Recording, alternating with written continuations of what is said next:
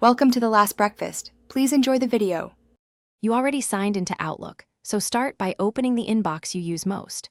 Go to View on Desktop or Settings on Web, then locate Focused Inbox and toggle it on. This first action separates important mail automatically so you can act faster. You'll notice messages move into Focused or Other. That happens because Outlook scores senders and keywords. Once done, make sure to review the other tab for missed mail while the system learns. Now train Focused Inbox by moving messages between Focused and Other. Outlook uses that feedback to reclassify future mail. If you need precision, create inbox rules. Choose sender, subject line, or keywords and set destination, folder, or focus. This is the why. Rules override ambiguous scoring so critical mail never misses you.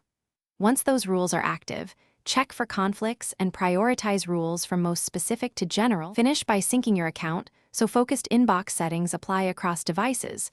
Mobile and web will then match desktop behavior.